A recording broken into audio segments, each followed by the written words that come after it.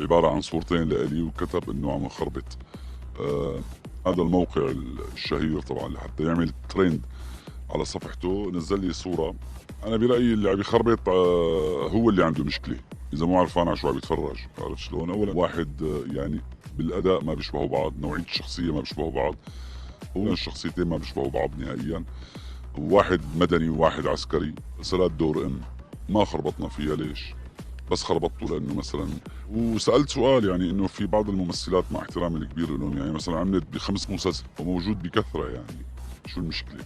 اساسا هذا ضابط بالجيش وهذا ضابط ممثل عمل دور ضابط بشخصي. ما هو الضابط موجود عندنا بالحياة، يعني تابع لمفرزة الصرافة وواحد تابع لحاجز جيش المخابرات. يعني ما واحد له علاقة بالأمور المالية، يعني ما بيشبهوا بعض أبدا وبعيدين كل البعد. أمور المالية يعني ما بيشبهوا بعض أبدا وبعيدين كل البعد. أمور المالية يعني ما بيشبهوا بعض أبدا وبعيدين كل البعد.